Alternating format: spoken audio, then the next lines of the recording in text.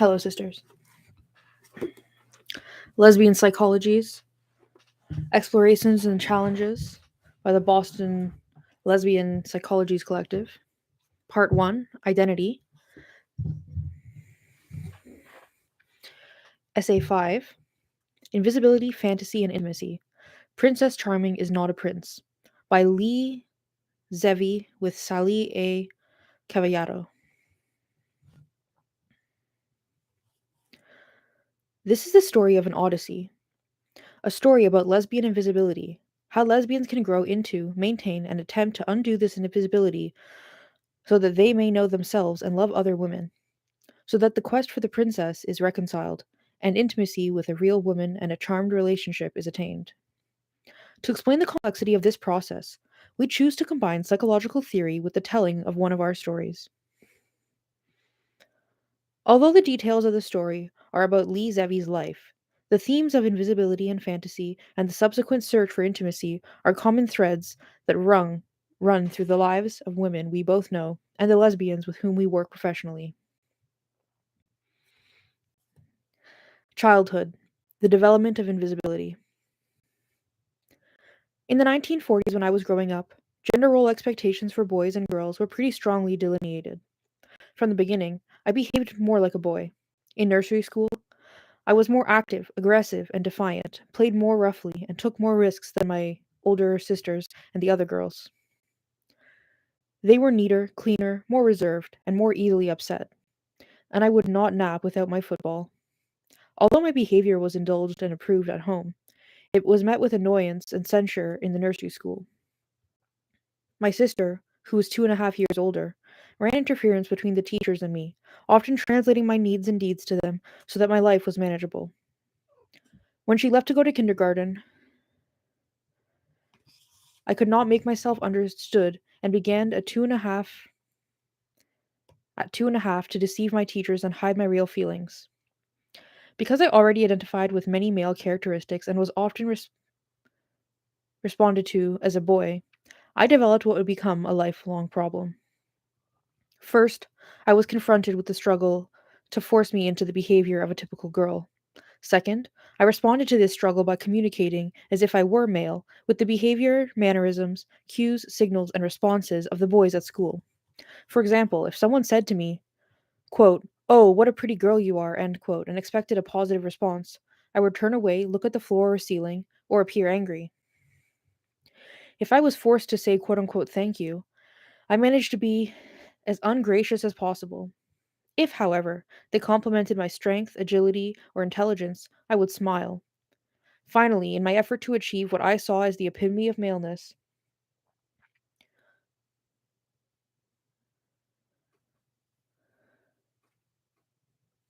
I began to lose my ability to communicate emotionally. Because sissies cried, I stopped crying. Because boys play by fair rules, I developed a rigid code of fairness. As I was growing up, most communication between children and adults was explicitly sex typed, and many adults who found me to be unresponsive to their ideas about feminine dress, colors, games, and toys either broke off communication or became sarcastic and critical. I now understand that the ambiguity of my identity made these adults anxious, and only rarely would one pursue my feelings. I remember one day in kindergarten when I became sick. It was one of the few times that I was quiet in class, and my teacher rewarded me with one of the paper dolls that she was giving to selected good girls that day. Even at that age, I felt outraged. This, my most pronounced memory of sex role reinforcement, was only one among many, because because by the first grade, I had managed to narrow my range of emotional expression severely in order to avoid the humiliating possibility of being taken the wrong way. I was well on my way toward invisibility. Childhood, the development of deceptive communication. Although the development of lesbian invisibility does not follow a universal path, it usually begins with deceptive communication patterns in early childhood, when children begin to hide real interests from acceptable behavior.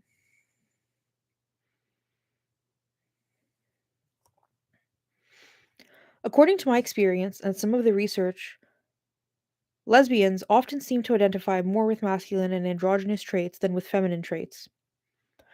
For that reason, most seem to fall into two categories during childhood: those girls who identify with and behave as boys in dress, speech, and manner, the way I did, and those who identify with boys in the preferences for sports, games, and other boy favorite activities, but who disguise their male sentiments in feminine dress and decorum and thus elicit feminine treatment from others.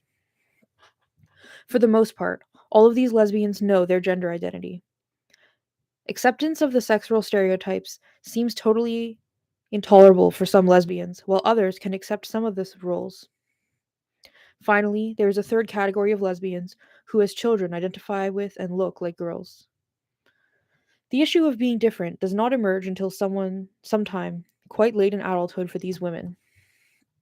Sex is the one area that seems to be related to an almost universal pattern of deception. Sexual expression in children is taboo, so children early learn to deceive adults about masturbation, sexual games, fantasies, and thought. The girl who later becomes a lesbian and was attracted to girls at a young age may learn to deceive adults about this too. Accordingly, many of the lesbians I've known remember that their sexual interests in women occurred at a very early age. At the same time, they also realized that although they liked girls, most girls liked boys, and they were not like most girls. Again, for some lesbians, this realization came early. For others, it came in adolescent or adulthood.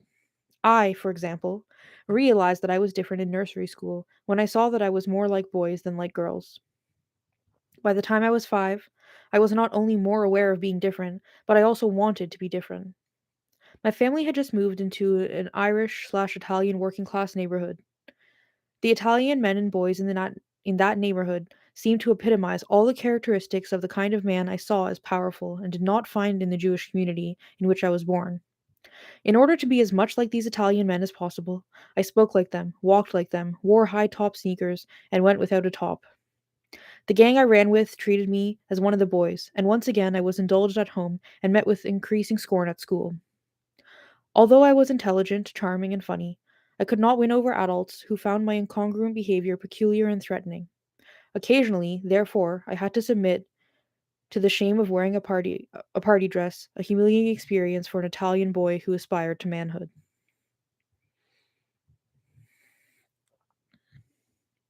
Adolescence, the creation of lesbian emblems and deceptive roles. When I entered adolescence, I encountered even greater risk of exposure because adolescence is a time when knowing and following the rules of sexual interplay between boys and girls becomes increasingly important.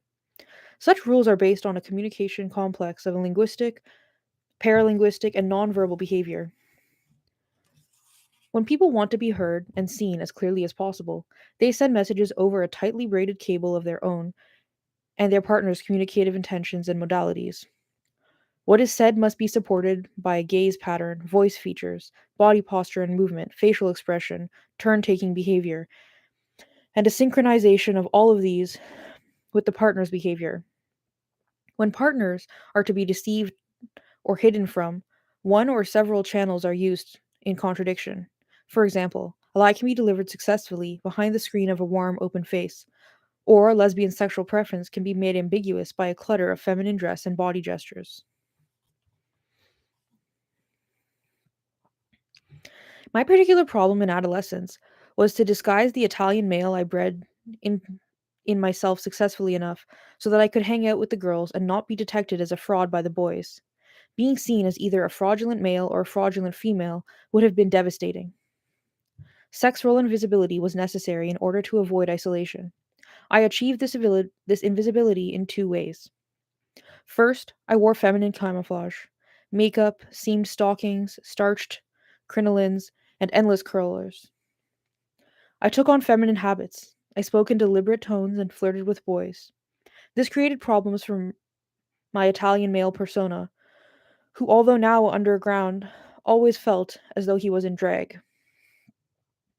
I could never figure out if I wanted Lenny Nallet because he was a boy or because I craved his leather jacket. The second solution was an even better blind for my sexuality. Sorry, for my sexual identity. My father was a therapist, so I just slipped into his role. I took on the jargon and the technique of objective distancing. This stance of the friend therapist reserved a unique role for me among my friends and was the perfect cover for my insecurities and inept behavior. I could remain perfectly invisible while analyzing my friends. This solution worked almost too well because although girls found my relating to their boy problems to paternal relationships somewhat useful, or at least tolerable, boys hated it entirely. Although my therapist role kept potential girl lovers turned toward their princes, it won no princes or princesses for me, and even a prince would have been better than the growing isolation I felt.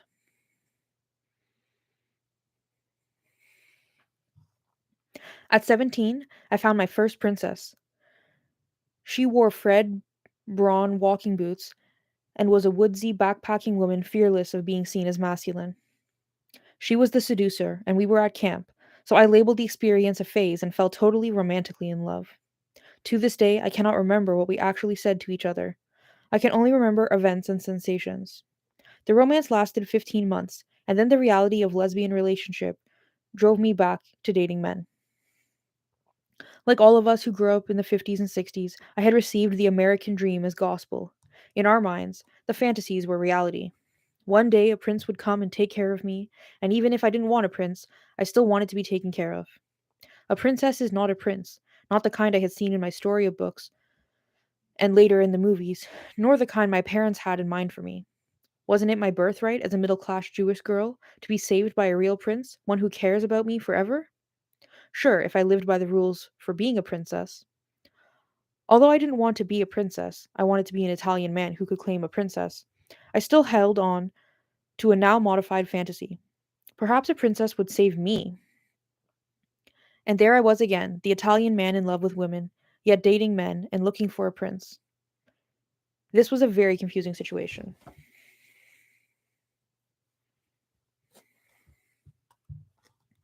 At this point, I knew I was different. I was no longer merely uneasy about being a man in a girl's suit or a girl in a man's suit.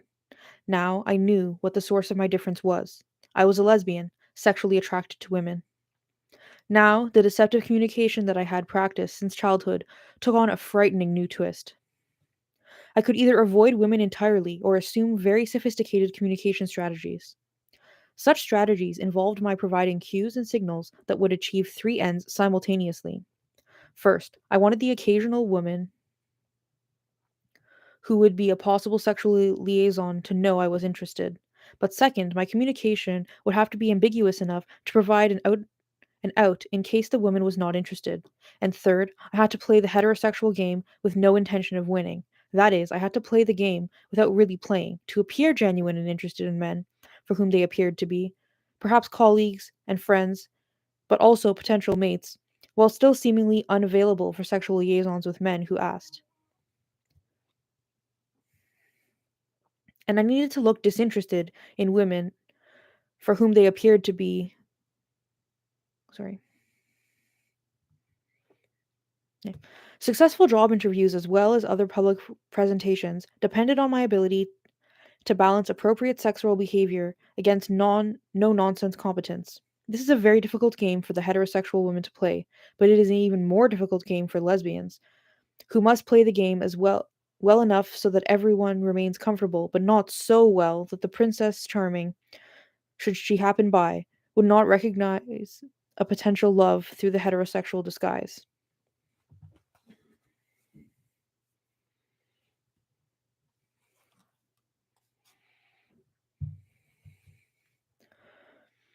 In college, I found a reasonable solution to this problem of being invisible.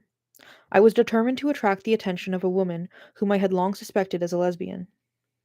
She was a formidable intellectual, always surrounded by a crew of men and women. I bought a copy of Diana, a well known lesbian novel at the time, and made a prominent display of it, knowing that a non lesbian would be unlikely to show an interest in the book, but that, if she were really a lesbian, this woman would recognize it as an emblem of my identity. It was an effective way to make my introduction, but to cover myself if she wasn't interested. Other lesbians I've known have employed similar emblems of their identity: pinky rings and passing allusions to gay clubs, journals or musicians are other useful techniques for a novice interested in selective disclosure. In the art of open flirtation with women, however, I was not as skillful as I was eager.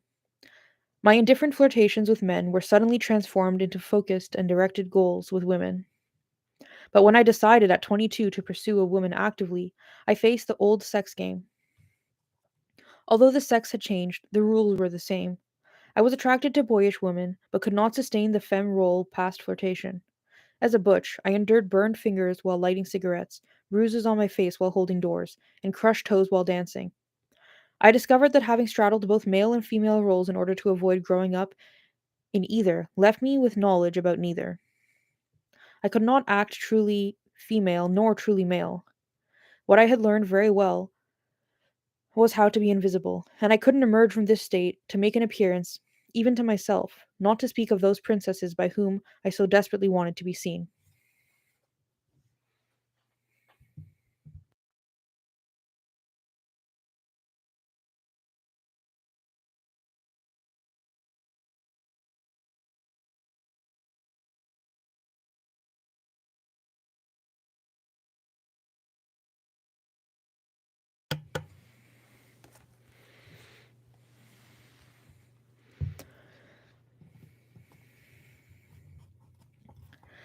Adulthood.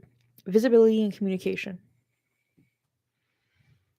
Visibility and acknowledgement between communicating partners involves a synchronized series of cues and responses that are back and forth in nature.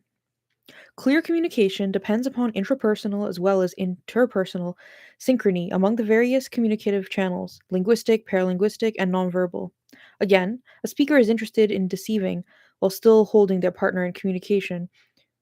Again, a speaker interested in deceiving while still holding their partner in communication may do so by presenting a message in one channel while contradicting it in another. Thus, a woman interested in making conversation but not in making love with a man may hold him in the verbal channel with the right kind of words, but reject him in the nonverbal channel with defensive postures. When this sort of deception is introduced into conversation, the deceiving partner is perceived as ambivalent, indifferent, and tense. In fact, most of my life, people have perceived me as angry when I am not. A lesbian is in the paradoxical position of having to be an expert at this sort of deception in order to maintain any social contact at all in a heterosexual society. Indeed, with heterosexual women, a lesbian must successfully accomplish a double deception.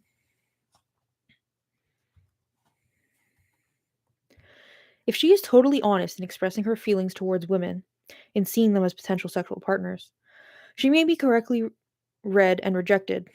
If she is dishonest in expressing her feelings, she may be regarded as generally ambivalent and then would be rejected. Thus, she is in the untenable position of having to be dishonest about who she is, I am not a lesbian, but appear earnest about who she is, I am not a woman interested in heterosexual contact. Her partners are left with wondering who she really is and how to respond to her.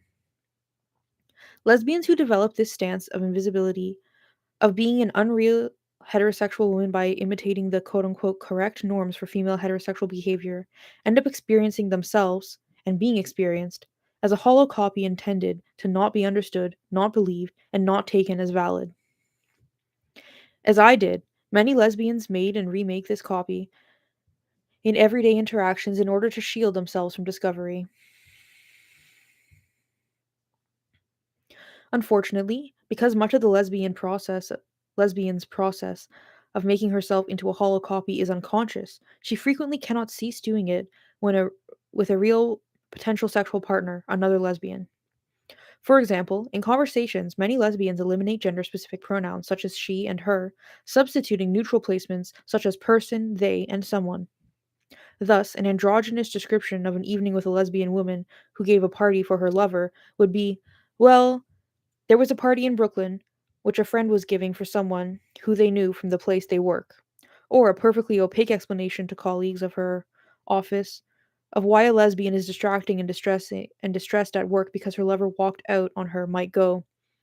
This weekend I had a disagreement with someone very close to me.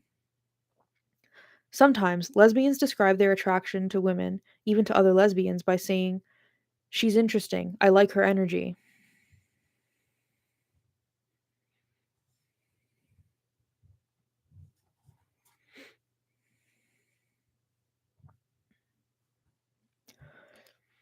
Perhaps the most blatant failure of all is the invisible lesbian come on by one woman to another, such as the one I recently observed while dining with a friend who was eating cherry pie.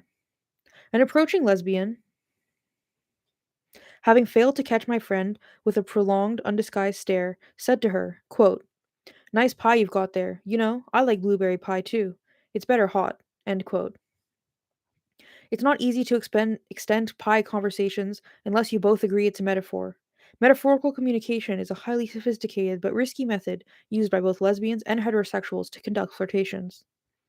The difference is that although verbal and nonverbal aspects of heterosexual communication tend to mesh, those two dimensions of lesbian communication are often paradoxical and amount to a contradictory approach slash avoidance message. The pie come on, for example, could be communicated as a sexual metaphor if the linguistic and paralinguistic message were congruent. This is often the case with the clumsy come ons made by heterosexuals on the prowl. Although the pie reference is not a sophisticated conversational opener, if said seriously, it will be perceived as an earnest come on if body language and voice tone support the flirtation's intention.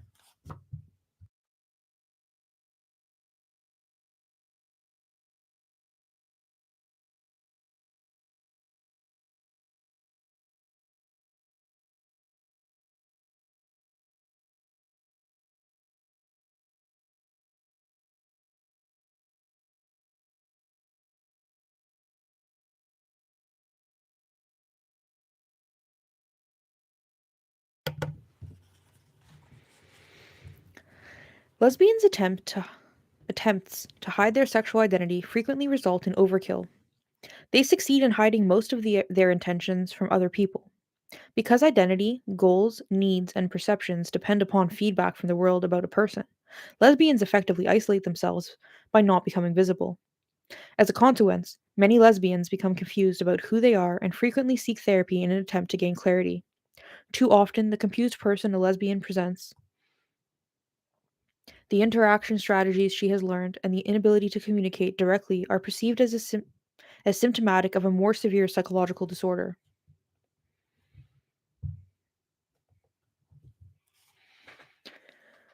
I never did find out my diagnosis when I went into therapy between the ages of 19 and 22, but I can well imagine the picture I presented.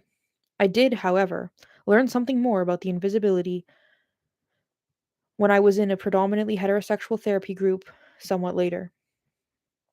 Much to my despair, I learned that my invisibility as a lesbian would be inescapable, not because heterosexuals are against gays or feel that homosexuality is pathological, but because in a straight group, as in the straight world, signals and body cues are heterosexual. When I came out in a straight group, the confusion was even further compounded by my having become visible. Men could no longer respond to me as a woman interested in men, and women, even though I was not threatening their sexuality, could not respond to me as another woman who, like themselves, was interested in men. We could, of course, always communicate as people with familiar feelings, but that one essential ingredient, a similarity in sexual interest, would always be missing.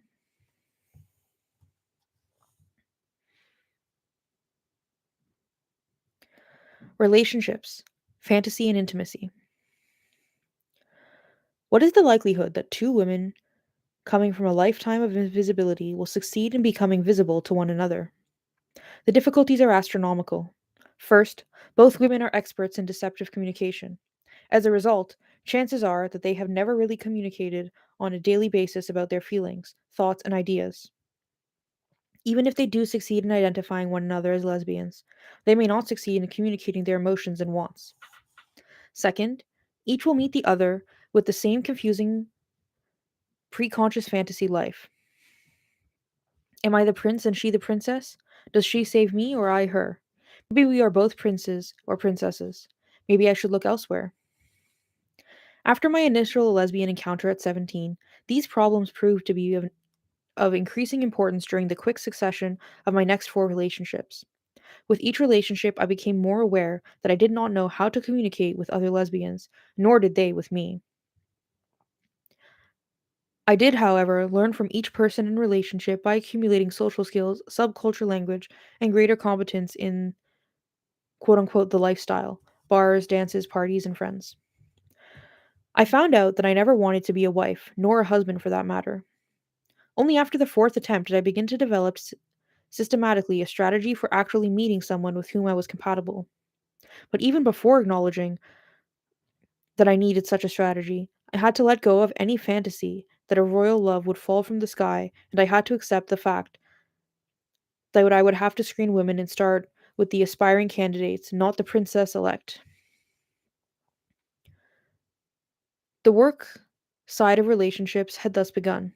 I found, for example, that reserving a period of time for becoming familiar with a woman was, although novel, useful.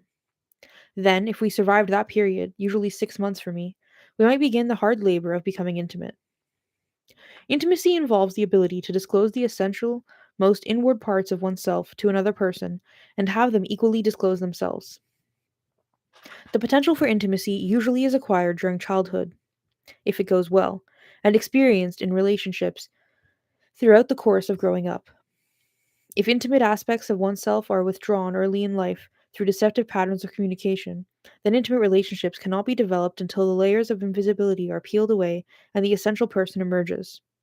Therefore, it is possible that lesbians use a series of adult relationships to dissolve, as I did, the protective layers of unintentional deception, each relationship being used to erode one or more of the layers behind, which the person has been hidden. As each relationship ends, lesbians examine the ruins for the most durable aspects of themselves, carrying both those parts of them that have weathered the storm whole and those parts that are damaged into the next relationship in order to use the whole parts and to improve the damaged parts with the repair a new person offers.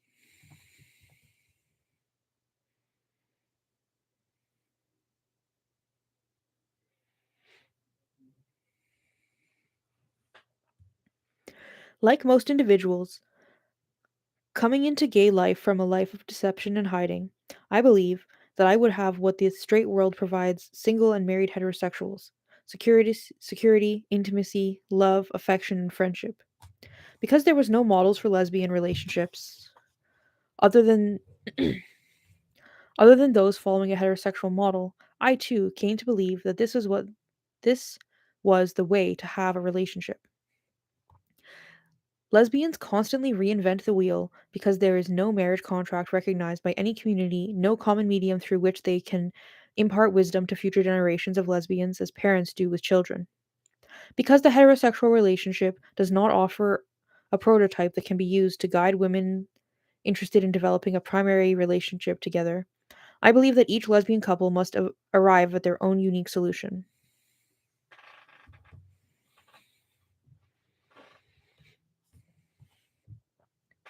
Another source of difficulty is a common, persistent belief that women, particularly feminine women, could not really want another woman. Lesbians like myself, who grew up always wanting women who really wanted men, developed a mistrust for any woman who wanted them. For this reason, they frequently fail to make even an initial attempt to form an intimate relationship. To this day, it makes it takes a long time before I trust that another woman who I care to be with will forgo heterosexual life and put in the kind of work it takes to develop a successful lesbian relationship. All relationships require daily work, sometimes boring, often routine. Women who come to lesbian relationships having experienced this fact are at quite are at a definite advantage. The others, like myself, must be willing to learn through repetition, trial, and error. In many ways, lesbian relationships have advantages that heterosexual relationships do not. In particular, there is the freedom of not being bound by marriage contracts and the rules and sex roles of heterosexual family life. Even where children are involved, lesbian couples have the advantage of regulating their relationships in unique ways. This very difference, however, seems to create the greatest fear. As women, we have been taught to rely upon mothers and fathers, and then husbands to provide the regulating structure for our lives. When two women enter into a relationship where both have been taught to rely upon someone else, they often meet the challenge with debilitating anxiety rather than with search for new solutions. Lesbian relationships seem to work best when there is equality of power, battleground, and commitment. They do not seem to work when the greatest shared interest is romance and fantasy. Moreover, each woman must give up her idea that a princess will suddenly lift her out of the struggle for visibility and autonomy and replace her mundane bouts with reality, with a kingdom not given to her by her heterosexual sisters by their princes. This is not to deny that even I, in my 40s, and still becoming visible, do not have my occasional flings with fantasy. Allowing my fantasies to join me is part of becoming visible. Every once in a while, when life is becoming dull, the Italian man comes out of the closet, puts on his leather jacket, and runs off into the sunset with his princess.